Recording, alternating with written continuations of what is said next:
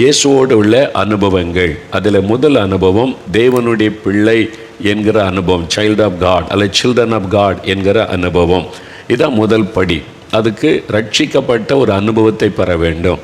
ரட்சிக்கப்படுவது, மனம் திரும்புவது, மறுபடியும் பிறத்தல் எல்லாமே ஒரே அனுபவத்தை குறிக்கிற விதவிதமான வார்த்தைகள். நம்முடைய பாவத்தை உணர்ந்து பாவத்தை விட்டு மனம் திரும்பி இயேசுவின் மூலமாய் பாவ மன்னிப்பை பெற்று இயேசுவை உள்ளத்தில் ஏற்றுக்கொள்ளும் பொழுது தேவனுடைய பிள்ளைகள் என்கிற அதிகாரத்தை நாம் பெற்றுக்கொள்கிறோம் என்று யோவான் 1:12 வாசிக்கிறோம். இதுதான் முதல் அனுபவம். அதன் பிறகு உள்ளது அவருடைய புத்திரராய் மாறுவது, சீஷனாய் மாறுவது, சிநேகிதனாய் மாறுவது. இதெல்லாம் நம்ம தொடர்ந்து தியானிப்போம். ஆனால் இதில் உங்களுக்கு தெளிவு இருக்க வேண்டும். நீங்கள் ரட்சிக்கப்பட்டிருக்கீங்க அப்படின்னு உங்களுக்கு தெரியுமா? ஆண்டவர் என்னை ரட்சித்திருக்கிறார் என்று சொல்ல முடியுமா? இதை குறித்து தான் தொடர்ச்சியாக தியானித்து கொண்டே வந்தோம். ரட்சிப்புனா என்ன என்பதை குறித்து. சரி, இந்த ரட்சிப்பை எப்படி நாம் பெற்றுக்கொள்கிறோம் அதை குறித்து நான் இன்றைக்கு உங்களுக்கு சொல்ல விரும்புகிறேன். எப்படி இந்த ரட்சிப்பை பெற்றுக்கொள்கிறோம், நான் ரட்சிக்கப்பட்டு விட்டேன் என்பதற்கு என்ன அடையாளம், இதெல்லாம் சிலருடைய உள்ளத்தில் எழும்பக்கூடிய கேள்விகள். அதனால் அதை குறித்து இன்றைக்கி சுருக்கமாய் தியானித்து நாம் ஜெபித்து இன்றைக்கி முடிக்க போகிறோம். எபேசியர் 2:8 எடுத்துக்கொள்ளுங்கள். வேத புஸ்தகத்தில் எபேசியர் 2:8 அந்த வசனத்தில் ரட்சிப்பை குறித்து ஒரு அருமையான செய்தி சொல்லப்படுகிறது. புதிய ஏற்பாட்டில் 265 பக்கம் எடுத்துட்டிங்களா? பைபிளை புரட்டுங்க. 265 பக்கம் எபேசியர் 2:8 எடுத்துக்கொள்ளுங்க. கிருபையினாலே விசுவாசத்தை கொண்டு ரட்சிக்கப்பட்டீர்கள், இது உங்களால் உண்டானது அல்ல, இது தேவனுடைய ஈவு. தேவனுடைய ஈவு என்றால் கிஃப்ட் ஆஃப் காட். ரட்சிப்பு என்பது தேவன் ஒரு இலவசமாய் கொடுக்கிற ஒரு ஈவு, ஒரு கிஃப்ட் என்பதாய் சொல்லப்படுகிறது. எப்படி அதை பெற்றுக்கொள்கிறோம்? கிருபையினாலே விசுவாசத்தை கொண்டு ரட்சிக்கப்படுகிறோம். அது எப்படி நடக்கிறது? நம்முடைய பாவத்தை உணர்ந்து ஆண்டவரிடத்தில் உண்மையாய், ஆண்டவரே நான் பாவம் செய்துட்டனே, உம்முடைய இரத்தத்தினால் என்னை கழுவுங்க, என் பாவத்தை மன்னிங்க, நீ மனம் திரும்பும் பொழுது தேவன் பாவிகள் மீது கிருபை உள்ள ஒரு தேவன். அவர் உடனே அவருடைய மிகுந்த கிருபையின்படி நமக்கு இறங்குகிறார். நம்முடைய பாவத்தை உண்மையாய் அறிக்கை செய்யும் போது தேவன் நமக்கு இரக்கம் காட்டுகிறார், கிருபை தருகிறார். ஒரு மனிதன் பாருங்க, தேவாலயத்தில் போய் ஆண்டவரே ஏழை பாவியாக என் மீது கிருபையாயிரும் என்று ஜெபித்த போது அவருடைய மிகுந்த கிருபை. கிருபை என்பது என்ன? தகுதியற்ற ஒரு மனிதனுக்கு தேவன் காண்பிக்கிற தயவு, அதுதான் கிருபை. பாருங்க, தகுதியற்ற ஒருவனுக்கு தேவன் காண்பிக்கிற தயவு, அதுதான் கிருபை என்பது. தாழ்மை உள்ளவர்களுக்கு தேவன் கிருபை அளிப்பார். அப்போ தேவ சமூகத்தில் நம்மை தாழ்த்தி பாவியந்து ஒற்றுக்கொண்டு பாவத்தை அறிக்கை செய்து ஜெபிக்கும் போது தேவனுடைய தயவு நமக்கு கிடைக்கிறது, அது கிருபை. அதனால ஆண்டவர் அந்த பாவத்தை மன்னிக்கிறார், நம்மை மன்னிக்கிறார். அந்த பாவத்தை நம்மை விட்டு அப்புறப்படுத்த நம்முடைய இருதயத்தை அவருடைய இரத்தத்தினால் கழுவுகிறார். அப்படி தான் நம்ம ரட்சிக்கப்படுகிறோம். எப்படி நம்ம பெற்றுக்கொள்கிறோம்? விசுவாசத்தினாலே. அந்த கிருபையினாலே விசுவாசத்தை கொண்டு ரட்சிக்கப்பட்டீர்கள். விசுவாசம். லூக்கா 7 ஒரு பாவியான பெண் இயேசுவனிடத்தில் வந்து அவருடைய பாதத்தில் விழுந்து கண்ணீர் விட்டு அழுதாள் என்று சொல்லப்படுகிறது. அவள் தன் பாவத்தை உணர்ந்து அவள் வாயினாலே பாவத்தை அறிக்கையிடவில்லை, ஆனால் கண்ணீரினாலே அறிக்கையிடுகிறாள். தன் செய்த பாவத்தை உணர்ந்து ஆண்டவர் மன்னிக்க வேண்டும் என்று அவருடைய பாதத்தில் விழுந்து அழுத போது இயேசுடைய இருதயத்தை, உடைந்த உள்ளத்தை, மனம் திரும்புதலை பார்க்கிறார். உடனே அவருடைய மிகுந்த கிருபையின்படி ஆண்டவர் மன்னிக்கிறார். ஆண்டு சொல்லுகிறார், ஸ்திரியே, உன் பாவங்கள் உனக்கு மன்னிக்கப்பட்டது, நீ சமாதானத்தோட போ என்று ஆண்டவர் அனுப்புகிறார். எப்படி அந்த மன்னிப்பு அவளுக்கு கிடைத்தது? உன் விசுவாசம் உன்னை ரட்சித்தது என்று இயேசு அவளை பார்த்து சொல்லுகிறார். அப்போ அந்த விசுவாசத்தினால அந்த கிருபையை கொண்டு ரட்சிப்பை பெற்றுக்கொள்வது, அதுதான் நம்ம ரட்சிப்பின் அனுபவத்தை பெற்றுக்கொள்ளுகிற விதம். ஆண்டவர் நம்முடைய அறிக்கை செய்த உடனே அவருடைய கிருபையின்படி மன்னித்து விட்டார் என்பதை விசுவாசத்தின் மூலமாய் பெற்றுக்கொள்வது. நாங்கள் கன்னியாகுமரி மாவட்டத்தில் ஒரு சமயம் பல வருஷத்துக்கு முன்னால் தொடர்ச்சியாக நாங்கள் போய் ஒரு சபையில் அந்த பகுதியில் இருக்க மக்கள் எல்லாம் கூடுவாங்க. ஒவ்வொரு மாதம் போய் கூட்டம் நடத்தி தேவனுடைய வார்த்தைகளை அறிவித்து விட்டு வருவோம். அப்போ ஒரு 6 மாதம் ஊழியம் செய்ததுனால நிறைய பேர் இயேசுக்கு ஒப்பு கொடுத்தாங்க. கூட்டங்களை அழுது கண்ணீரோடு அர்ப்பணித்தாங்க. அப்போ ஒரு முறை 6 மாதம் கழித்து அப்படி சிலருக்காக செபிக்க அந்த சபையில் இருக்கிற போதகர்களும் டீக்கன்மார்களும் எங்களை அழைச்சிக்கிட்டு போனாங்க சில வீடுகளுக்கு செபிக்க. அப்போ ஒரு வீட்டுக்கு போயிருந்த போது அங்கே ஒரு சகோதரி ரொம்ப சந்தோஷமாக எங்களை வரவேற்றாங்க, ரொம்ப மகிழ்ச்சியாக வரவேற்றாங்க. சந்தோஷமாக அவங்களுக்கு ஊழியக்காரங்க வந்திருக்கிறாங்க, சபை போதகர் வந்திருக்கிறாங்க அப்படின்னு சொல்லி. அப்போ அவங்களோட நான் பேசும்போது, இந்த 6 மாதமாக கூட்டம் நடக்குது, இதனுடைய பலன் என்னன்னு பார்க்கறதற்காக அவங்களோட நான் பேசும்போது நான் கேட்டேன், ஆண்டவர் உங்களுடைய பாவத்தை மன்னித்து விட்டால் நீங்கள் ரட்சிக்கப்பட்டீங்க அப்படின்ற ஒரு அனுபவம் உங்களுக்கு இருக்குதா என்பதாய் நான் கேட்டேன். உடனே அவங்க சொன்னாங்க, ஐயா நீங்கள் இந்த கூட்டம் நடத்த வந்தது தான் எங்களுக்கு ஆசீர்வாதம். நீங்கள் 6 மாதமாக அந்த கூட்டம் நடத்தி அப்போ தான் நான் பாவின்றது எனக்கு தெரிந்தது. இன்னும் 6 மாதமாக தினமும் ஆண்டவருடைய பாவத்தை அறிக்கை செய்து ஜெபம் பண்ணிக்கிட்டே இருக்கிறேன் அப்படின்னு சொன்னாங்க. 6 மாதமாக பாவத்தை அறிக்கை செய்து ஜெபிச்சுக்கிட்டே இருக்கிறேன் அப்படின்னு சொன்னாங்க. அது எனக்கு ஒரு அதிர்ச்சியை கொடுத்தார். ஏனென்றால் நம்முடைய பாவத்தை ஒரு முறை நம்ம அறிக்கை செய்யும் பொழுதே ஆண்டவர் மன்னித்து விடுகிறார். ஆனால் இவங்க 6 மாதமாக தொடர்ந்து பாவரிக்கை மட்டுமே செய்துக்கிட்டு இருக்காங்க. ஆண்டவரே நான் பாவத்தை மன்னியும் என்று சொல்லி அவங்களுக்கு ரட்சிப்பின் நிச்சயத்தை பெற்றுக்கொண்ட ஒரு அனுபவம் இல்லை. பாவத்தை அறிக்கை செய்து ஜெபிச்சுக்கிட்டே இருக்கிறாங்க. ஆனால் என் பாவம் மன்னிக்கப்பட்டது, ரட்சிக்கப்பட்டு விட்டு இந்த அனுபவத்தை பெற்றுக்கொண்ட ஒரு காரியம் அவங்களுக்கு தெரியவில்லை. அறியாமை அவங்களுக்குள்ள இருப்பதை உணர்ந்தேன். நான் அவங்கள்ட்ட கேட்டேன், சரி நீங்கள் இயேசு கிறிஸ்துவிட்ட வந்து உண்மையாக அவங்களுடைய பாவத்தை அறிக்கை செய்து ஜெபிச்சிங்களா? ஐயா உண்மையாக நான் சின்சியராக என் பாவத்தை அறிக்கை செய்து ஜெபம் பண்ணிக்கிட்டே இருக்கிறேன். சரி, நீங்கள் பாவத்தை அறிக்கை செய்து ஜெபிக்கும்போது இயேசு அதை மன்னித்து விட்டாரா மன்னிக்கவில்லையா என்று கேட்டேன். உடனே யோசிக்க ஆரம்பிச்சிட்டாங்க. அப்படியே நீங்கள் பாவத்தை அறிக்கை செய்கிறீங்க, இயேசு மன்னிச்சிட்டாரா இல்லையா, நீங்கள் என்ன நினைக்கிறீங்க? அப்படியே யோசித்தாங்க. அவங்களுக்கு என்ன பதில் சொல்லுன்னு தெரியல. வினர்கள் சொன்னாங்க, ஏன்னா அவர் மன்னிக்கிற ஆண்டவர் தானே மன்னிச்சிட்டார். அப்போ நீங்கள் அதை விசுவாசத்தோடு ஏற்றுக்கொள்ளணும். இயேசு என் பாவத்தை மன்னிச்சிட்டா அப்படின்னு விசுவாசத்தோடு நீங்கள் ஏற்றுக்கொள்ளும் போது தான் ரட்சிப்பின் சந்தோஷம் உள்ளத்தில் வரும். கிருபையினாலே விசுவாசத்தை கொண்டு தான் நம்ம ரட்சிக்கப்படுகிறோம். அப்போ என்ன செய்யணும்? நீங்கள் பாவத்தை உண்மையாக அறிக்கையிட்டுட்டீங்க, இயேசு அந்த பாவத்தை மன்னித்து விட்டார். அது எப்படி தெரியும்?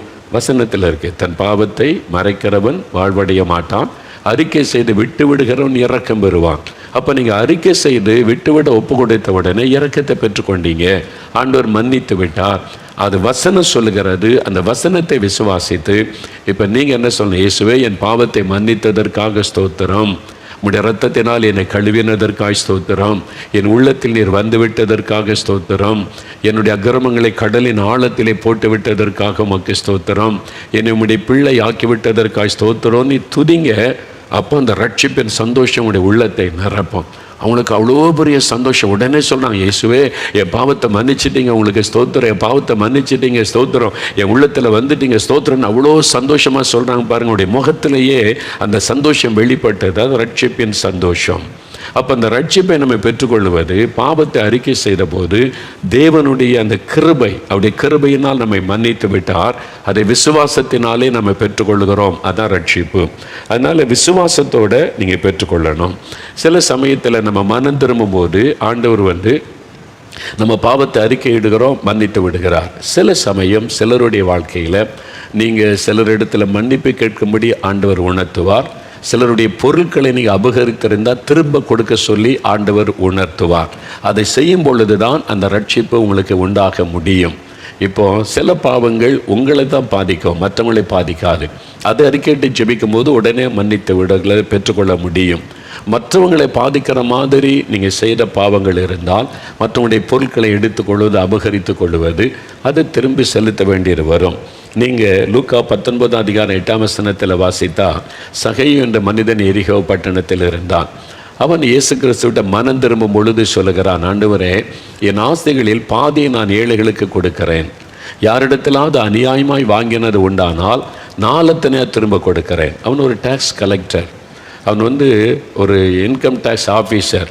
அது நிறைய அந்த நாட்களில் மக்களிடத்தில் இன்கம் வரி வசூலித்து ரோமர்களுக்கு செலுத்தி கொண்டிருந்தவன்.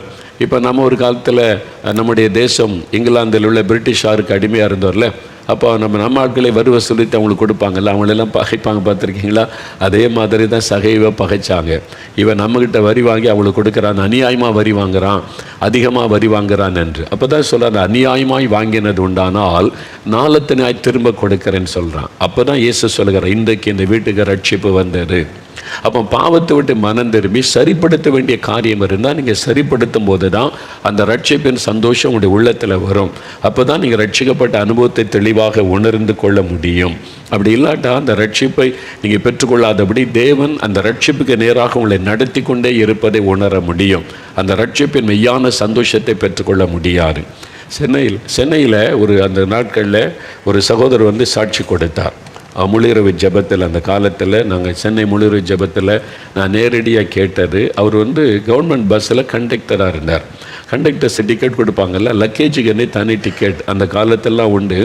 லக்கேஜ் கொண்டு அதுக்கு ஒரு டிக்கெட் போட்டுருவாங்க. அப்போ இவர் என்ன பண்ணுவாருன்னா, லக்கேஜுக்கு காசு வாங்கிக்கொள்வார், டிக்கெட் கொடுக்க மாட்டார். டிக்கெட் கொடுத்தா தான் அந்த காசு கவர்மெண்ட்டுக்கு போகும். டிக்கெட் கொடுக்காட்டா அந்த காசு இவர் பையில் போயிடும். அது அப்படி கவர்மெண்ட் பணத்தை ஏமாற்றி எடுத்துக்கொள்ளுவார். அப்போ இந்த மாதிரி அவர் ஒரு வேலையில் உண்மை இல்லாமல் நடந்து கொண்டார். இப்படியே சில வருஷம் கடந்தது. ஒரு நாள் ஆண்டவர் அவரை சந்தித்த போது தன் பாவத்தை உணர்ந்து இயேசுவினிடத்தில் மனம் திரும்பினார். என் பாவம் மன்னிக்கப்படணும், நான் ரட்சிக்கப்படணும் நீ ஜெபித்த போது ஆவியானவர் உணர்த்தினார், நீ கவர்மெண்ட்டுக்கு போக வேண்டிய பணத்தை நீ எடுத்துக்கொண்ட, அப்போ அதை திருப்பி கொடு, அதை திருப்பி கொடுத்தா தான் உனக்கு ரட்சிப்பு, நீ திருப்பி கொடுக்கணும்னு கர்த்தர் பேசினார். அப்போ இவர் எக்ஸாக்டாக இல்லாட்ட ஒரு கணக்கு போட்டு பார்த்தார். கிட்டத்தட்ட ஒரு நாளைக்கு இவ்வளோ பணம், நான் இவ்வளோ நாள் வேலை செய்திருக்கிற, கிட்டத்தட்ட இவ்வளோ பணம் கவர்மெண்ட்டுக்கு போக வேண்டிய பணத்தை நான் எடுத்துட்டேன், ஏமாற்றி எடுத்துக்கொண்டேன்னு சொல்லி அவர் அதுக்கான பணத்துக்கான ஒரு செக் எழுதினார். அந்த பணத்தை திருப்பி கவர்மெண்ட்டுக்கு கொடுக்கும்படியாக மேல் அதிகாரிக்கு ஒரு கடிதம் எழுதினார். நான் கண்டக்டராக இப்படி வேலை செய்கிறேன் இந்த நம்முடைய அரசாங்க பஸ்ஸில், நான் இந்த மாதிரி டிக்கெட் கொடுக்காமல் லக்கேஜுக்கு வரக்கூடிய காசெல்லாம் நான் எடுத்துக்கொண்டேன். இப்போ இயேசு அதை பாவம் என்று எனக்கு உணர்த்தினார். அரசாங்கத்துக்கு சேர வேண்டிய பணத்தை திருப்பி கொடுத்து விட வேண்டும் என்று பேசினார். அதனால் நான் அந்த அநியாயமாய் சம்பாதியத்தில் கிட்டத்தட்ட இவ்வளோ பணம் அதை நான் திரும்பி செலுத்துவதற்கான செக் வைத்திருக்கிறேன். அதனால் அதை பெற்றுக்கொண்டு எனக்கு மன்னிப்பு கொடுங்கள், நான் தவறு செய்து விட்டேன், மன்னித்து விடுங்கள் என்று கடிதம் எழுதிட்டார். மேலதிகாரி இவரை கூப்பிட்டு கடிதத்தை வந்துட்டு சொன்னார், சரி நீ தப்பு பண்ணிட்ட, இன்றைக்கி மனம் திரும்பிட்டேன்னு சொல்கிற, சரி இனிமேல் ஒழுங்காயிரு, போதும், எதுக்கு நீ இப்படி லெட்டர் எழுதி பணத்தெல்லாம் திரும்பி செலுத்துறதுக்கு நீ பண்ணியிருக்க அப்படின்னு கேட்டான். இல்லை, இயேசு எனக்கு உணர்த்தினார், நீ அந்த பணத்தை நீ திருப்பி கொடுக்கணும், அப்போ தான் நீ ரட்சிப்பின் சந்தோஷத்தை பெற முடியும். அநியாய சம்பாத்தியம் வாழ்க்கையில் இருந்ததில்லை, நீ ஆண்டவர் பேசினார், இது அரசாங்கத்துக்கு சேர வேண்டிய பணம், நான் அதை திருடி இருக்கிற திரும்ப கொடுத்துட்றேன்னு சொல்லி.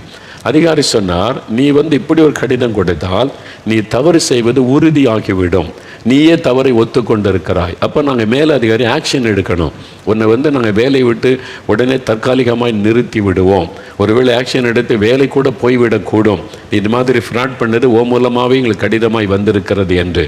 அதனால் சரி இதுவரை திருடிட்ட, இனி ஒழுங்காக வேலை செய்ய போதும் அப்படின்னு சொன்னால், இல்லை நீங்கள் அதை ஏற்றுக்கொள்ளுங்க, எனக்கு என்ன நடந்தாலும் பரவாயில்ல, வேலையே போனாலும் பரவாயில்ல, நான் ஆண்டவருடைய வார்த்தைக்கு கீழ்ப்படியணும், எனக்கு ரட்சிப்பு முக்கியம், அவர் கொடுக்குற சமாதானம் முக்கியம், நான் பரலோகத்துக்கு போகணும், இயேசுவை சந்திக்கணும், இதனால் வேலை போனாலும் பரவாயில்லைன்னு சொல்லி நீங்கள் இதை ஏற்றுக்கொள்ளுங்கன்னு சொல்லிட்டார். அவர் சொன்னால் நான் மேலதிகாரிக்கு அனுப்புவேன், அவங்க ஆக்ஷன் எடுப்பாங்கன்னு சொல்லி.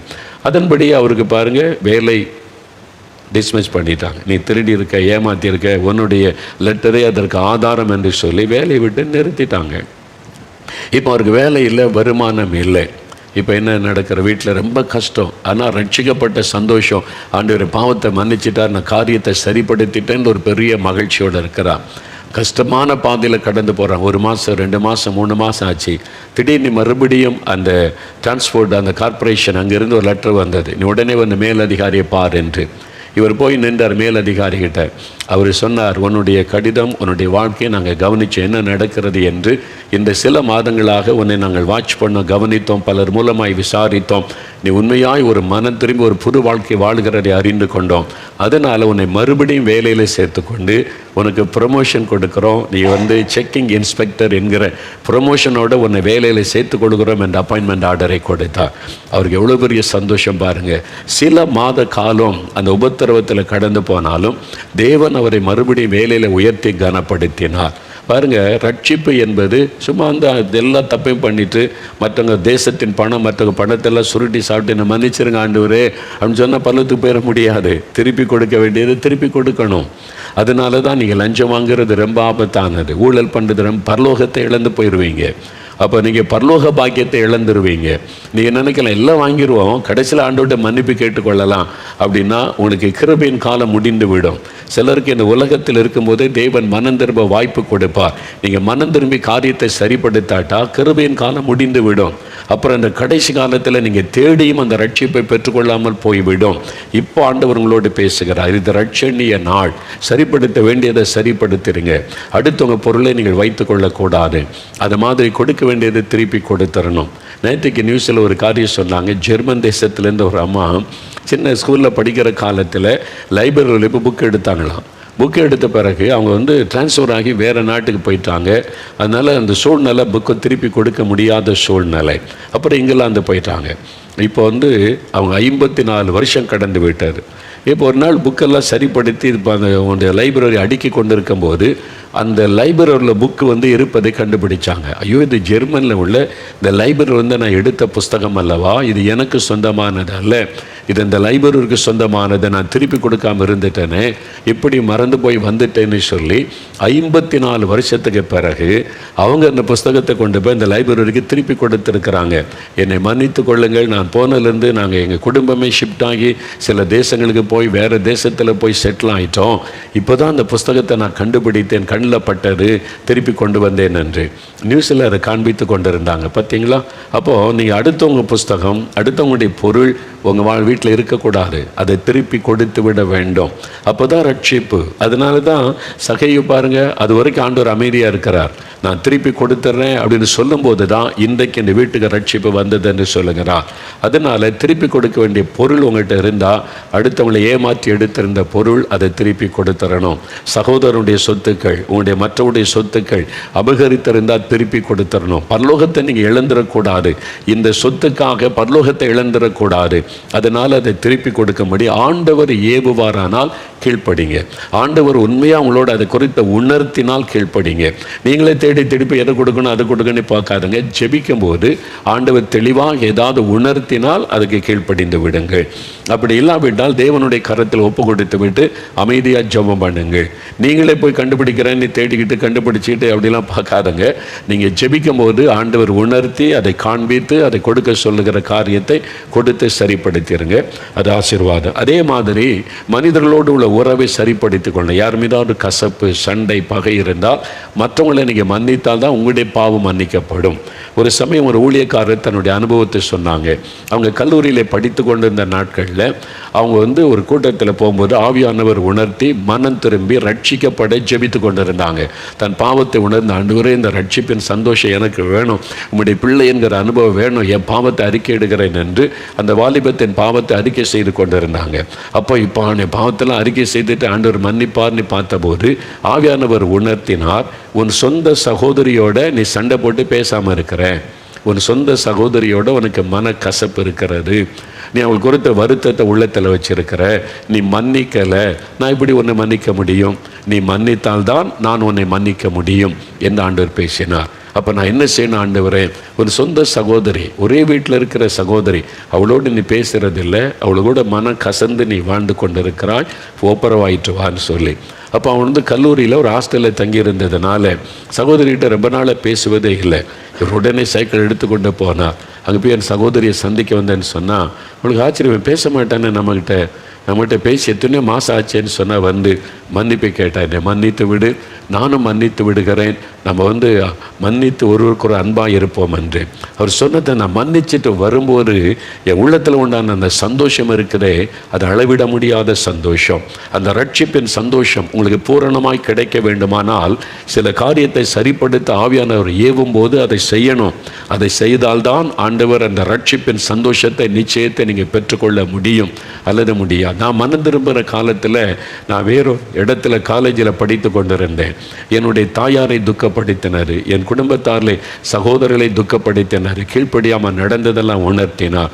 அந்த காலத்தில் ஃபோன் வசதியெல்லாம் கிடையாது. கடிதத்தின் மூலமாக நான் மன்னிப்பு கேட்டு என் தாயாருக்கு கடிதம் எழுதினேன். ஆண்டவர் என் பாவத்தை உணர்த்துகிறார், உங்களை நான் துக்கப்படுத்தி இருக்கிறேன், கீழ்ப்படியாமல் நடந்திருக்கிறேன், மன்னித்து கொள்ளுங்கள் என்பதாக.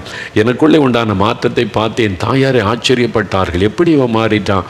நான் மாறவில்லை, இயேசு மாற்றினார். அதான் ரட்சிப்பு. ரட்சிப்பு என்பது. சும்மா ஆண்டவரிடத்தில் பக்தியாக இருக்கிற ஆண்டவருடைய கூட்டத்தில் ஜெபிச்சுட்டு வந்துட்டு என்பது அல்ல. அதனால் ஆண்டவர் உணர்த்தினால், ஆண்டவர் இதை சரிப்படுத்த சொன்னால் நீங்கள் சரிப்படுத்தி கொள்ளணும். அதுதான் முக்கியமான ஒரு காரியம். நீங்களாக நினச்சி காரியத்தை செய்யக்கூடாது. நீங்கள் போய் ஜெபிக்கும் போது உண்மையாக ஆண்டவர் சில காரியத்தை செய்ய தூண்டி உணர்த்தும் போது அதுக்கு கீழ்ப்படிந்து செய்யும் போது அந்த ரட்சிப்பின் சந்தோஷம் பூரணமாய் உங்களுடைய வாழ்க்கையிலே உண்டாகும். அதனால் இதை நம்ம செய்வதற்கு உங்களை அர்ப்பணித்துக் கொள்ளுங்க. சரி, இந்த ரட்சிக்கப்பட்டது எனக்கு எப்படி தெரியும்? நான் ரட்சிக்கப்பட்டு விட்டேன் என்பது எப்படி தெரியும்? சிலர் சாட்சி சொல்லும்போது எனக்கு ஒரு தரிசனம் கிடைச்சிது, ஒரு வசனம் கிடைச்சிது, ஆண்டவர் இப்படி பேசினார், ஒரு காட்சி கிடைத்ததெல்லாம் சொல்லுவாங்க. தப்பு இல்லை, அது அவங்களுடைய அனுபவம். எல்லாருக்குமே அப்படி கிடைக்கணும்னு அவசியம் கிடையாது. எல்லாருக்கும் ஒரே மாதிரி அந்த அனுபவம் இருக்காது. ரட்சிப்பின் அனுபவம் சிலர் தனித்து, இப்போ நான் தனித்து ஒரு ராத்திரி முழுவதும் ஜெபம் பண்ணி அதிகாலையில் ஆண்டவர் என்னோடு பேசினார், அதனால் உங்களுக்கு பாவம் அனுப்பி வேணுமா, ராத்திரி முழுவதும் போய் ஜெபம் பண்ணுங்கன்னு நான் சொல்லக்கூடாது. அது அல்ல. சிலர் கூட்டத்திலே ஒப்பு கொடுத்து கூட்டத்திலே மனக்கசந்த பாவத்தை அறிக்கை செய்வாங்க, உடனே ரட்சிப்பு 5 நிமிஷத்துக்குள்ள அங்கே ரட்சிப்பின் சந்தோஷம் கிடைத்து விடும். அதனால் ஆண்டவர் ஒவ்வொருத்தரையும் சந்திக்கிற விதம் வித்தியாசம். அதனால் எல்லாருமே இப்படி மணிக்கணக்காக ஜெபிச்சாதான் ரட்சிப்பு கிடைக்கும். எல்லாருமே நீங்கள் போய் தேடி பாருங்கள், வீட்டுகளில் ஏதாவது பொருள் இருக்கா கண்டுபிடிங்க, சரிப்படுத்துங்க அப்படின்னு சொல்லுவது தவறு. ஆவியானவர் உணர்த்துகிற காரியத்துக்கு கீழ்ப்படியணும், அவ்வளவுதான். அப்போ கீழ்ப்படியும் போது அந்த ரட்சிப்பின் சந்தோஷம் வரும். அப்போ ரட்சிப்படும் போது சிலருக்கு தரிசனம் கிடைக்கலாம், சிலருக்கு ஒரு வசனம் கிடைக்கலாம், சிலருக்கு ஆண்டவர் நேரடியாக பேசலாம். அது மாதிரி ஒவ்வொருவருக்கும் ஒரு அனுபவம். நான் எனக்கு சொன்ன மாதிரி நான் அதிகாலையில் 4 மணிக்கு ஆண்டவர் என்னோட தெளிவாக பேசி, மகனை நீ அழைத்து பேசி பாவமன்னிப்பின் சந்தோஷத்தை கொடுத்தார். எல்லாருக்கும் அப்படியே நடக்கணும் அவசியம் கிடையாது. நீங்கள் ஒரு கூட்டத்தில் கண்ணீரோடு அறிக்கையிட்டாலே மன்னிக்கப்பட்டு விட்டது, விசுவாசத்தோடு சொந்தமாக்கி கொள்ளுங்க, அவ்வளோதான், நீங்கள் ரட்சிக்கப்பட்டு விட்டீர்கள். அதனால் அதை தாண்டி வேறு காரியம் அவசியம் இல்லை. அப்போ அந்த ரட்சிக்கப்பட்டேன்னு எனக்கு எப்படி தெரியுங்க அப்படின்னா, சங்கீதம் 51:12 ரட்சிப்பின் சந்தோஷம், ரட்சணித்தின் சந்தோஷம் என்ற ஒரு காரியத்தை அந்த தேவ மனிதர் தாவீது குறிப்பிடுகிறார். உள்ளத்தில் ஒரு சந்தோஷம் வரும், மெய்யான ஒரு சந்தோஷம். என் பாரமெல்லாம் போய் என் உள்ளத்தில் ஒரு பெரிய சந்தோஷம் வந்துட்டுன்னு சொல்லுவாங்க. அந்த ரட்சிப்பின் சந்தோஷம், அந்த மகிழ்ச்சி உள்ளத்தில் உண்டாகும் பாருங்க, அது ரட்சிப்பின் சந்தோஷம். அது நம்ம ரட்சிக்கப்பட்டோம் என்பதற்கு முக்கியமான ஒரு அடையாளம் அந்த சந்தோஷம்தான், உள்ளத்துக்குள்ள ஒரு சந்தோஷம். நான் ரட்சிக்கப்பட முன்னாலேயும் பக்தியாக தான் இருந்தேன். பைபிள் வாசிக்கிறது, ஜெபிக்கிறது, பக்தியாக இருக்கிறது, சர்ச்சுக்கு போகிறது, அதில் ஒரு சந்தோஷம். ஆனால் அதுக்கும் ரட்சிப்பின் அனுபவத்துக்குள்ளே வரும்போது உள்ளத்தில் உண்டாகிற சந்தோஷத்துக்கு ரொம்ப வித்தியாசம் உண்டு. மெய்யாகவே ஆண்டவர் எனக்குள் வந்து விட்டார் என்கிற அந்த மகிழ்ச்சி, என் பாவமெல்லாம் மன்னிக்கப்பட்டு விட்டது என்கிற ஒரு பெரிய சந்தோஷம் உள்ளத்தில் வரும். அது ரட்சிப்பின் சந்தோஷம். அதுதான் முதலாவது அடையாளம். ரெண்டாவது, ரோமர் 8:16 பாருங்க. வேத புஸ்தகத்தில் ரோமர் 8:16 ஒரு காரியம் சொல்லப்பட்டிருக்கிறது. அது என்ன காரியம்? நாம் தேவனுடைய பிள்ளைகளாய் இருக்கிறோம் என்று ஆவியானவர் தாமே நம்முடைய ஆவியுடனே கூட சாட்சி கொடுக்கிறார். நாம் தேவனுடைய பிள்ளைகளாய் இருக்கிறோம் என்று, என் பாவம் மன்னிக்கப்பட்டு விட்டது, என் அக்கிரமத்தை கர்த்தர் மாற்றிவிட்டார், இயேசு என் உள்ளத்தில் வந்துட்டார், இப்போ நான் தேவனுடைய பிள்ளை என்கிறதை ஆவியானவர் நம்முடைய ஆவியிலே சாட்சி கொடுக்கிறார். இப்போ ஆண்டவர் நம்முடைய இடைப்படுவது நமக்குள்ள இருக்கிற ஒரு ஆவி. மனுஷன் ஆவி, ஆத்மா, சரீரம் என்ற 3 பகுதிகளை உடையவன். இந்த சரீரத்தை மாத்திரம்தான் பார்க்க முடியும், ஆத்மாவை பார்க்க முடியாது, ஆவியை பார்க்க முடியாது. ஆனால் ஒரு ஆள் இறந்து போயிட்டு என்ன சொல்லுவாங்க, ஆவி போயிட்டு, அவ்வளோதான், ஆவி பிரிஞ்சிட்டு அப்படி சொல்லுவாங்க. அதுதான் உண்மையான மனிதன். இது வெறும் சரீரம், ஆவி போயிட்டா இது வெறும் பிணம், அவ்வளோதான். அந்த ஆவி இருந்தால் தான் நம்ம உயிரோடு இருப்பதற்கு அடையாளம். அப்போ அந்த ஆவி, மனுஷனுக்கு தேவன் தந்திருக்கிற ஆவி தீபமாக இருக்கிறது என்று வாசிக்கிறோம். அப்போ பரிசுத்த ஆவியானவர் தேவன் ஆவியாக இருக்கிறார். அந்த ஆவியானவர் நம்முடைய ஆவியோடு தான் இடைப்படுவார். அப்போ என் உள்ளத்தில் யாரோ பேசின மாதிரி இருந்துச்சு, என் உள்ளத்துக்குள்ளே ஏதோ ஒரு சத்தம் கேட்டுச்சு, ஆண்டவர் என்னோடு உணர்த்தினார், பேசினார் நம்முடைய ஆவியில். அப்போ பரிசுத்த ஆவியானவர் நம்முடைய ஆவியிலே ஒரு சாட்சி கொடுப்பார், நீ தேவனுடைய பிள்ளை என்று, நாம் தேவனுடைய பிள்ளைகளாக இருக்கிறோம் என்று ஆவியானவர் தாமே நம்முடைய ஆவியுடனே கூட சாட்சி இடுகிறார். அதுதான் ரொம்ப உறுதியானது. அதனால் எனக்கு தெரியும், எந்த அடையாளம் எனக்கு தேவையில்லை, எந்த காட்சிகளும் தேவையில்லை. எனக்குள்ள இருக்கிற ஆவியானவர் என் ஆவியோட பேசி எனக்கு தெளிவுபடுத்திட்டார், என் பாவம் மன்னிக்கப்பட்டு விட்டது, நான் தேவனுடைய பிள்ளை. அந்த நிச்சயம் அந்த ஆவியினாலே. அதனால எனக்கு தரிசனம் கிடைக்கலையே, வசனம் கிடைக்கலையே, ஆண்டவர் என்கிட்ட ஏதாவது பேசணுமே அப்படிலாம் நீங்கள் தேடாதங்க. சிலரை அப்படி சந்திக்கக்கூடும், அப்படி ஆண்டவர் சந்தித்திருந்தாலும் சந்தோஷம். எல்லாருக்குமே அப்படி கிடையாது. அப்போ தேவனுடைய பிள்ளைகள் என்று ஆவியானவர் சாட்சி கொடுக்கிறார். மூன்றாவது நீங்கள் பார்த்தீங்கன்னா, உங்களுக்குள்ள இந்த இயேசுவை பற்றி மற்றவங்களுக்கு சொல்லணுன்ற ஒரு ஆர்வம் வரும். அது நீங்கள் ரட்சிக்கப்பட்டதுக்கு ஒரு பெரிய அடையாளம். அந்த ரட்சிப்பின் அனுபவம் வந்துட்டால் உங்களை சும்மாவே இருக்க முடியாது. யாருக்காவது சொல்லணும். ஒரு சந்தோஷமான செய்தியை நீங்கள் கேள்விப்பட்டீங்கன்னு வைங்களேன், உடனே 4 பேருக்கு சொல்லணும்னு ஆசை வருதில்லை. மற்றவங்களுக்கு சொல்லணும், மற்றவங்களுக்கு சொல்லிடணும், எனக்கு தெரிஞ்சிட்டேன்னு. அந்த ரட்சிப்பின் சந்தோஷம் வந்த உடனே இந்த ரட்சிப்பின் செய்தியை மற்றவங்களுக்கு சொல்லணும் அப்படின்ற ஒரு ஆர்வம் உள்ளத்தில் வந்துடும். உங்களுக்கு அந்த ஆசை வருதா? அந்த ஆசை இல்லைன்னா நீங்கள் என்ன ரட்சிக்கப்பட்டது ஒரு கேள்விக்குறி தான். நீங்களே யோசித்து பாருங்கள். சும்மா பக்தியாக இருக்கிறீங்க, அவ்வளோதான். ஆனால் ரட்சிக்கப்பட்டீங்களா? அந்த ரட்சிப்பின் அனுபவம் இருந்தால் இந்த ரட்சிப்பின் செய்தியை மற்றவங்களுக்கு சொல்லணும், இந்த அனுபவத்தை சொல்லணுன்ற ஒரு ஆர்வம் வந்துக்கிட்டே இருக்கும் உங்களுக்குள்ள. அதுதான் நீங்கள் ரட்சிக்கப்பட்டதற்கு இன்னொரு முக்கியமான அடையாளம். யோவான் 4:28-29 சமாரிய பெண் இயேசு சந்திக்கிறார், அவளோடு பேசுகிறார். இயேசுவினால் தொடப்பட்ட உடனே குடத்தை வச்சுட்டு ஊருக்குள்ளே ஓடி போய், நீங்கள் வந்து பாருங்கள், நான் செய்ததெல்லாம் ஒருத்தர் சொல்கிறாரு, அவர் மேசியாவா, நீ வந்து பாருங்கள். ஊர் மக்களை பார்த்து இவ பாவின்னு ஒதுக்குறாங்கன்னு ஊர் மக்களை சந்திக்க பயந்த பெண் ஊர் மக்கள் மத்தியில் போய் சொல்கிறா, நீங்கள் வந்து பாருங்கள் இயேசுவை. அந்த சந்தோஷம், அந்த ரட்சிப்பின் மகிழ்ச்சி அவளுக்குள்ளே வந்ததுனால அவள் போய் ஊரையே கொண்டு வந்து விட்டதை நம்ம வேதத்தில் பார்க்கிறோம்.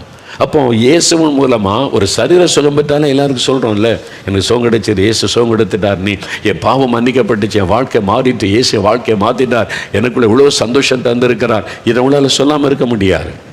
இன்னும் யோசித்து பாருங்கள், நான் ரட்சிக்கப்பட்டு பரிசுத்தான அபிஷேகம் பெறதுக்கு முன்னாலேயே நான் ஊழியம் செய்தேன். ரட்சிக்கப்பட்டவனு உங்களால் சுவிசேஷம் அறிவிக்காமல் இருக்க முடியாது. அப்போவே நான் டிரான்ஸ்லாம் எடுத்துகிட்டு போய் கொடுப்பேன். இப்போ இயேசுவை பற்றி மற்றவங்களுக்கு சொல்லணுன்ற ஆர்வம் அப்போவே. அதன் பிறகு அபிஷேகம் பெற்ற பிறகு என்ன அது அதிகமாக்கி விட்டார். அப்போ நீங்கள் யாருக்கும் இயேசு பற்றி சொல்ல மாட்டேங்கிறீங்கன்னா உங்கள் ரட்சிப்பு சந்தேகத்திற்குரியது, கேள்விக்குரியது. உண்மையாக நீங்கள் ரட்சிக்கப்பட்டீங்களா? உண்மையாக உங்களுடைய பாவம் மன்னிக்கப்பட்டிருக்கா? உண்மையாக நீங்கள் தேவனுடைய பிள்ளை ஆயிட்டீங்களா? இயேசு உங்களுக்குள்ளே இருக்கிறாரா? இருந்தால் உங்களால் சொல்லாமல் இருக்க முடியாது. இயேசு மற்றவங்களுக்கு அறிவிக்காமல் இருக்க, இந்த சந்தோஷத்தை பகிர்ந்து கொள்ளாமல் இருக்க முடியாது. யோசித்து பாருங்கள், அந்த சந்தோஷம் உண்மைதானா? உண்மையாக நீங்கள் ரட்சிக்கப்பட்டீங்களா? வெறும் பக்தியாக இருக்கிறீங்களான்னு யோசித்து பாருங்கள். இயேசு மேலே அன்பு இருக்க, பக்தி இருக்குது, அது எல்லாருக்கும் இருக்குது. எல்லாருமே சொல்லுவாங்க இயேசுவை எனக்கு ரொம்ப பிடிக்கும், அதெல்லாம் சொல்லுவாங்க. அதில் இயேசுவை உங்களுடைய உள்ளத்தில் ஏற்றுக்கொண்டீங்களா? பாவ மன்னிப்பை பெற்றுக்கொண்டீங்களா? நான் தேவனுடைய பிள்ளை, என் பேர் ஜீவபுஸ்தகத்தில் பல்லவத்தில் எழுதியிருக்கு, அந்த நிச்சயம் உங்களுக்கு இருக்குதா? யோசித்து பாருங்கள். அப்படி இல்லாட்டா இன்றைக்கு நீங்கள் ஒப்பு கொடுக்கணும். அதுக்கு நீங்கள் ஒரு நாள் முழுவதும் ஜெபிக்கணும் அவசியம் இல்லை. 5 நிமிடத்துக்குள்ள சுருக்கமாக அந்த கருத்தை அவங்களுடைய பாவத்தை உணர்ந்த மனம் திரும்பி ஒப்பு கொடுத்து ஜெபிக்கும் போது இயேசு கிறிஸ்து உங்களுடைய பாவத்தை மன்னித்து தேவனுடைய பிள்ளை என்கிற பாக்கியத்தை தருவார். அப்போ இன்றைக்கு அந்த சந்தோஷம் இல்லைன்னா நீங்களும் மனம் திரும்பி ரட்சிக்கப்பட வேண்டியது அவசியம் என்பதை அறிந்து கொள்ளணும். சரி, இன்னொரு காரியம் இருக்கிறது. ரட்சிக்கப்பட்டேன் அப்படின்றத நீங்கள் உணர்வதற்கு ஒன்று அந்த சந்தோஷம், ரட்சிப்பின் சந்தோஷம். 2வது ஆவியானவர் நம்முடைய ஆவியிலே கொடுக்கிற சாட்சி. 3வது நீங்கள் மற்றவங்களுக்கு இயேசுவை சொல்லணுன்ற ஆர்வம், அதுவே நீங்கள் ரட்சிக்கப்பட்டதற்கு ஒரு அடையாளம். இன்னொரு காரியம் இருக்கிறது, என்னன்னா உங்களுடைய மனசாட்சி.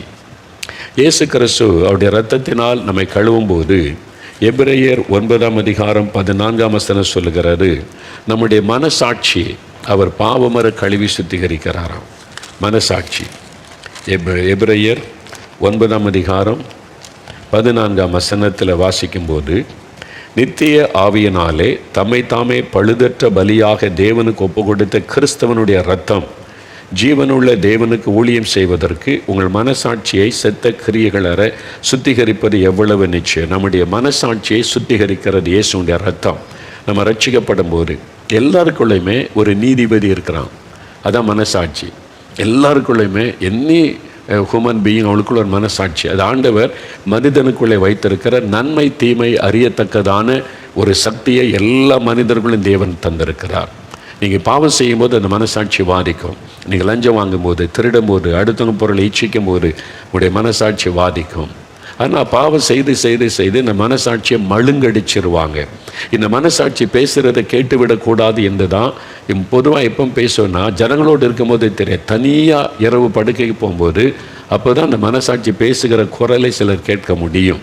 அது பாவத்தை உணர்த்துகிறதுனால இது கேட்கக்கூடாது, நம்மளால் இந்த மனசாட்சி பேசுகிறதை கேட்கக்கூடாதுன்னு தான் மதுபானம், போதை வசதி இதெல்லாம் பயன்படுத்தி போதையிலேயே தூங்க போகுது நிறைய பேர். பெரிய செல்வந்தர்கள், நிறைய அரசியல்வாதிகள், நிறைய பேர், எல்லாரும் இல்லை, சிலர் இந்த மாதிரி தப்பு பண்ணுறவங்க அந்த மாதிரி செய்கிற காரணம் அந்த மனசாட்சி பேசுகிற குரலை கேட்டால் தூங்க முடியாது. அதுக்கு தான் அவங்க ராத்திரியில் இதெல்லாம் பயன்படுத்துவார். பைபிளில் சொல்லியிருக்கிறாரு, ஒவ்வொரு மனிதனுக்குள்ளும் தேவன் இந்த மனசாட்சியை ஒரு நீதிபதியாக வைத்திருக்கிறார். நன்மை தீமை அவனால் அறிய முடியும், யாரும் தெரியாதெல்லாம் சொல்ல முடியாது. அந்த மனசாட்சி நீங்கள் ரட்சிக்கப்பட்ட பிறகு மனசாட்சி ஷார்ப்பனாக்கோட கூர்மையாக்கப்பட்டு விடும். நீங்கள் தவறு செய்த உடனே மனசாட்சி வாதிக்கும், உங்களுடைய தவறை அதை உணர்த்தும். உடனே ஆண்டவரிடத்தில் அறிக்கை செய்து சரிப்படுத்தி கொள்ள உங்களுக்குள்ளே ஒரு தூண்டுதல் உண்டாகும். இது நீங்கள் ரட்சிக்கப்பட்டிருக்கிறீர்கள் என்பதற்கு ஒரு பெரிய அடையாளம். பாருங்கள், ஒரு ஆட்டுக்குட்டியும் பன்றுக்குட்டியும் ரொம்ப ஃப்ரெண்ட்ஸாக இருந்தாங்க. ஆட்டுக்குட்டியும் பன்றிக்குட்டியும் 2 பேரும் அப்பப்போ வாக்கிங் போவாங்க, பேசிக்கொள்வாங்க. ஒரு நாள் அப்படி வாக்கிங் 2 பேரும் போய் கொண்டு இருக்கும்போது 2மே தவறி ஒரு சாக்கடைக்குள்ளே விழுந்துட்டாங்க. ஆட்டுக்குட்டியும் பன்றுக்குட்டியும் தவறுதெல்லாம் சாக்கடைக்குள்ளே தவறி விழுந்துட்டாங்க. என்ன நடந்திருக்கு யோசித்து பாருங்கள். சாக்கடைக்குள்ளே அந்த சகதியெல்லாம் பட்டோன்னு ஆட்டுக்குட்டி அதுக்குள்ளே இருக்க முடியல. உடனே அடுத்த நிமிஷம் அங்கேருந்து துள்ளி எழும்பி வெளியே வந்து உதறுது, சரிப்படுத்துது, புல்லில் போய் அப்படியே புரளுது, அப்படியே சுகத்தில் உரசுது. அந்த நாற்றம் போகும்படிக்கு, அந்த சகதி போகும்படிக்கு அது உரசி அந்த அழுக்கையெல்லாம் எடுப்பதற்கு பிரயாசப்படுகிறாரு. பன்றுக்குட்டி என்ன பண்ணியிருக்கோம் நினைக்கிறீங்க? பன்றுக்குட்டி உடனே துள்ளி குதிச்சு வெளியே வந்திருக்குமா? அதுக்கு ஜாலியாக இருந்திருக்கும்ல. அதுக்குள்ளே சாக்கடைக்குள்ளே அந்த அழுக்கு, அந்த அசுத்தம், அந்த நாட்டு ஜாலியாக அதுக்குள்ளே விளையாடி கொண்டு இருந்தேன். அப்போ பன்றிக்குட்டிக்கு ஆட்டுக்குட்டிக்குள்ள வித்தியாசம் என்ன? சாக்கடைக்குள்ளே அந்த பாவத்தின் அழுக்குக்குள்ளே விழுந்தால் பன்றிக்குட்டி அதுக்குள்ளேயே சந்தோஷமாக இருக்கும், என்ஜாய் பண்ணி கொண்டு. ஆனால் ஆட்டுக்குட்டி அப்படி இல்லை, உடனே துள்ளி குதிச்சுரும். அந்த நாட்டம் போவதற்கு பிரயாசப்படும், உரசும் பொருளும் அதை மாற்றிக்கொள்வதற்கு. நம்ம ரட்சிக்கப்படலைன்னா, நம்ம அந்த பாவத்தில் இருக்கிறோன்னா பாவம் இனிமையாக தெரியும், அதுக்குள்ளேயே இருந்து கொண்டு இருப்பாங்க, வெளியே வர மாட்டாங்க. ஆனால் ரட்சிக்கப்பட்டு விட்டால் அந்த பாவத்தில் விழுந்தால் அடுத்த நிமிஷம் துள்ளி குத்து, ஐயோ தப்புன்ட்டமே, பாவம் செய்துட்டமே, ஆண்டவரே என்னை மன்னிச்சிருங்க, இதுலேருந்து விடுதலை கொடுத்துருங்கன்னு சொல்லி அந்த நாட்டம் போகும் வரைக்கும் அது பிரயாசப்படுவோம். 2க்குள்ள வித்தியாசம் அதுதான். ஒரு தவறு செய்தவன், ஐயோ நான் பாவம் செய்துட்டனே, அந்த தவறு சுட்டி காண்பிக்கப்படும் போது, உணர்த்தப்படும் போது, நான் செய்த தவறு தான் ஆண்டவரே என்னை மன்னிச்சிருங்க, நான் மறுபடியும் அந்த பாவத்தில் விழுந்து விடாதபடி காத்துக்கொள்ளுங்கன்னு ஜெபிச்சு தன்னை சரிப்படுத்தி கொள்கிறாங்க பாருங்கள். அது ரட்சிக்கப்பட்டதுக்கு ஒரு பெரிய அடையாளம். இல்லை அதெல்லாம் தப்பு இல்லை, இதிலே நான் இருப்பேன், இதில் என்ன தப்பு அப்படின்னு சொல்லிட்டு இதெல்லாம் என்ஜாய் பண்ண உலகத்தில் அதுக்குள்ளே இருக்கிறாங்க பாருங்கள். அவங்க ரட்சிக்கப்படாததுனால அவங்களுடைய மனசாட்சியில் பாதிப்பு வராது. ஆனால் ரட்சிக்கப்பட்ட உடனே நம்முடைய மனசாட்சி கூர்மையாக்கப்பட்டு விடும். சின்ன சின்ன தவறு நமக்கு பெருசாக தெரியும். அதனால தான் தினமும் ஆண்டவர்கிட்ட போய் ஆண்டவருடைய சமூகத்தில், ஆண்டவருடைய என்னை மன்னிச்சிருங்க, கழுவுங்க, சுத்திகரிங்க, நீ ஜெபம் பண்ணி கடந்து போவது. இதான் 2க்கும் உள்ள வித்தியாசம். இப்போ உங்கள் வாழ்க்கையை சோதித்து பாருங்கள். ஒரு சின்ன தவறு பண்ணிட்டாலும் மனசாட்சி பாதிக்கிறதில்லை, உங்களை கஷ்டப்படுத்துதில்லை. அதனால் நீங்கள் ரட்சிக்கப்பட்டதுனால தான் அந்த உணர்வு வருகிறது. ஆண்டவரே இது வேண்டாம், என்னை பரிசுத்தப்படுத்தி ஜெபம் பண்ணி முன்னேறி போய் கொண்டிருக்கீங்க. அந்த ரட்சிக்கப்பட்டுட்டா வேதத்தின் மேலே உங்களுக்கு பெரிய ஆர்வம் வந்துடும். வசனத்தை வாசிக்கணும், ஜெபிக்கணும், ஆண்டவரோட தனித்து இருக்கணும் ஆர்வம் வந்துடும். ரட்சிக்கப்படாட்டா உங்களுக்கு வசனத்தின் மேலே ஆர்வமே வராது. சில ரட்சிக்கப்பட்டாட்டில் பக்தியாக இருந்தால் இப்போ கடமைக்கு பைபிள் வாசிப்பாங்க. என்ன வாசித்தீங்க? ஆண்டவர் அதுக்கு குறித்து ஏதாவது பேசினாரான்னு கேட்டாலும் சொல்ல தெரியாது. வாசித்தேன், நீங்கள் டெய்லி பைபிள் வாசிக்கணும், வாசித்தேன், அவ்வளோதான். ஆனால் ரட்சிக்கப்பட்டுட்டா அதில் என்ன இருக்குது, ஆண்டவர் என்கிட்ட என்ன பேசுகிறார், அந்த ஆர்வம் இருக்கும். 2க்குள்ள வித்தியாசம் அதுதான். நீங்கள் ரட்சிக்கப்பட்டதற்கு ஒரு பெரிய அடையாளம் ஆனால் உங்களுக்குள்ளேயே இருக்கிறது. இப்போ நீங்களே சீர்தூக்கி பாருங்கள். உண்மையாக ரட்சிக்கப்பட்டிருக்கீங்களா? அவர் இயேசுடைய ரத்தம் உங்களை கழுவி நீங்கள் தேவனுடைய பிள்ளை என்கிற அனுபவத்தில் வந்துட்டீங்களா? இல்லாட்டா இன்றைக்கு ஆண்டவர் உங்களோடு பேசுகிறார். அதற்கு நான் என்ன செய்யணும்? நீங்கள் யாராக இருக்கலாம், நீ எந்த மதத்தை சார்ந்தவளாக இருக்கலாம். இயேசு மதம் மாற சொல்லவில்லை. நீ மனம் திரும்பி உன் பாவத்திலிருந்து விடுதலை பெற்றுக்கொள்ளணும், மனம் திரும்பி பாவம் மன்னிப்பை பெற்றுக்கொள்ளணும். இல்லாதபடி அந்த வைகுண்டம், அந்த சொர்க்கம், பரலோகம் என்கிற பாக்கியத்துக்குள்ளே போகவே முடியாது. பாவம் செய்கிற ஒரு மனிதன், பாவத்தோடு மறிக்கிற மனிதன் பரலோகத்துக்கு போக முடியாது. அவன் தேவனுடைய பிள்ளை என்கிற அனுபவத்தை பெற்று பாவ மன்னிப்பை பெற்று அந்த மாதிரி ஒரு வாழ்க்கை ஆண்டவரோடு வாழ்கிறவர்கள் தான் பரலோகத்துக்கு போக முடியும். நீங்கள் கிறிஸ்தவளாக இருந்தாலும் அப்படி தான். ஞாயிற்றுக்கிழமை ஒரு சர்ச்சுக்கு போனால் கல்றத்தோடதில் இடம் கிடைக்கும். கல்யாணத்துக்கு அறிக்கை வாசிகள் லெட்டர் தருவாங்க. பரலோகத்துக்கு போக முடியாது. ஆனால் அதெல்லாம் போகணும், சர்ச்சுக்கு போகணும், காணி கொடுக்கணும், அதெல்லாம் அவசியம், கட்டாயம். ஆனால் ரட்சிக்கப்படாமல் இதெல்லாம் செய்து பரலோகத்துக்கு போக முடியாது. நீங்கள் ரட்சிக்கப்படணும், அந்த தேவனுடைய பிள்ளை என்ற அனுபவத்தை பெற்றிருக்கிறீங்களா? சிலருக்கு அந்த அனுபவத்தை பெற்றிருப்பாங்க, அவங்களுக்கே தெரியாது. அதுதான் இன்றைக்கி நிறைய பேருடைய பிரச்சனை. நான் ரட்சிக்கப்பட்டிருக்கான்னு தெரியலையே. அவங்க ஆர்வத்தோடு பைபிள் வாசிப்பாங்க, ஜெபிப்பாங்க, சின்ன தப்புனா கூட ஆண்டவரே மன்னிச்சிருன்னு சொல்லுவாங்க. நீங்கள் ரட்சிக்கப்பட்டிருக்கீங்களான்னு கேளுங்க, தெரியாதும்பாங்க. அது அவங்களுடைய அறியாமை. ஆனால் உண்மையில் அவங்க ரட்சிக்கப்பட்டிருப்பாங்க. அவங்க ரட்சிக்கப்பட்டும் தாங்கள் ரட்சிக்கப்பட்டதை தெரியாமல் இருக்கிற கிறிஸ்தவங்களும் இருக்கிறாங்க. தாங்கள் ரட்சிக்கப்படாமலேயே ரட்சிக்கப்பட்டதை நினைத்து கொண்டு இருக்கிற கிறிஸ்தவங்களும் இருக்கிறாங்க. ரெண்டுமே ஆபத்தானது. ஆனால் நீங்கள் தெளிவாக அறிந்து கொள்ள. சிலருக்கு ஒரு கூட்டத்தில் போனேன், என் பாவத்தை அறிக்கை செய்தால் ரட்சிக்கப்பட்டு ஆண்டவர் உணர்த்தினார், ஆண்டவர்கிட்ட அழுது ஜெபிச்சார், ரட்சித்தார் என்ற அனுபவம் இருக்குது. சிலருக்கு அப்படி இல்லை, படிப்படியாக அவங்க அந்த வசனத்தை கேட்டு கொஞ்சம் கொஞ்சமாக ஒப்பு கொடுத்து அப்படியே அந்த ரட்சிப்பின் அனுபவத்தில் வந்தவங்களும் இருக்கிறாங்க. அதனால அவங்களுக்கு திட்டமாக சொல்லும்படியான ஒரு காரியம் இருக்காது, ஆனால் அவங்க ரட்சிக்கப்பட்டிருப்பாங்க. அதனால நீங்கள் ரட்சிப்பின் அனுபவத்தை சந்தேகப்படாதங்க. இயேசு உங்களுக்குள் இருக்கிறாரா? ஆண்டவருடைய பாவத்தை மன்னித்து விட்டார், இயேசு எனக்குள் இருக்கிறார், நான் இயேசுவோடு அவர் என்ன அந்த நிச்சயம் இருக்கிறா, அதுதான் தேவனுடைய பிள்ளை என்கிற அனுபவம். அதனால் குழப்பிக்கொள்ளாதங்க, ரொம்ப சிம்பிள் தான். இயேசுவோடு வாழ்வது, அவரை சொந்தமாக்கி கொள்வது தேவனுடைய பிள்ளை என்கிற அனுபவம். இல்லை நான் இன்னும் பாவத்தில் தான் இருக்கிறேன், என் பாவத்தை விட்டு மனம் திரும்பலைன்னா, இன்றைக்கு நீங்கள் பாவி என்பதை உணர்ந்து இயேசு உங்களுடைய பாவத்தை சிலுவையில் சுமந்து விட்டார் என்பதை விசுவாசிங்க.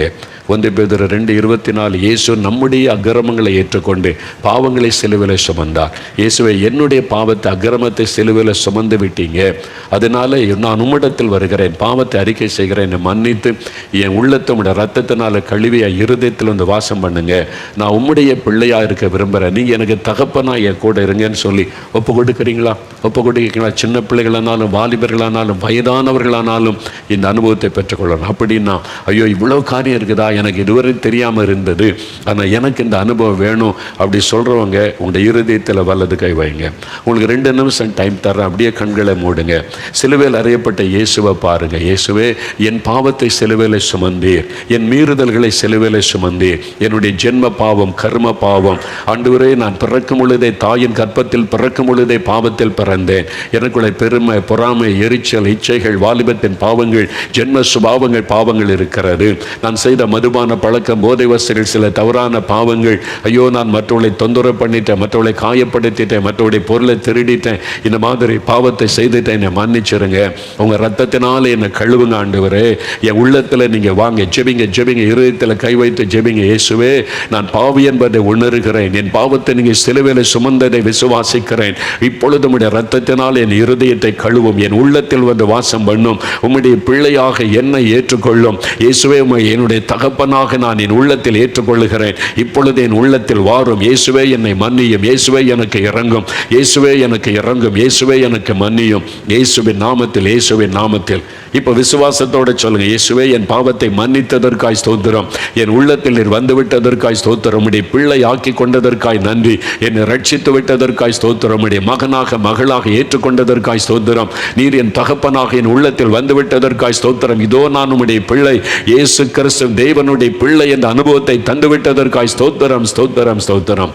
தகப்பனே, யார் யார் இன்றைக்கு ஒப்பு கொடுத்து ஜெபித்தார்களோ அத்தனை பேருக்குள்ள அந்த ரட்சிப்பின் சந்தோஷம் உண்டாகட்டும், ரட்சிப்பின் நிச்சயம் உண்டாகட்டும், தேவனுடைய பிள்ளை என்கிற மகிழ்ச்சி உண்டாகட்டும். இனி அவர்கள் கர்த்தருக்குள்ளே வளரவும் சாட்சியா நிற்கும். ஆண்டவர் கிருபை தாரும். உம்முடைய அன்பின் கரத்தில் வந்து ஆத்துமாக்களை ஒப்பு கொடுத்து ஜெபிக்கிறேன். கடைசி வரை அவளை பாதுகாத்து வழி நடத்தும். இயேசு கிறிஸ்துவின் நாமத்தில் ஜெபிக்கிறோம் பிதாவே. ஆமேன் ஆமேன். என் ஆத்துமாவே கர்த்தரை சோஸ்தரி, என் முழு உள்ளமே அவருடைய பரிசுத்தமுள்ள நாமத்தை சோஸ்தரி. என் ஆத்துமாவே கர்த்தரை சோஸ்தரி, அவர் செய்த சகல உபகாரங்களை மறவாதே. ஆமேன் ஆமேன்.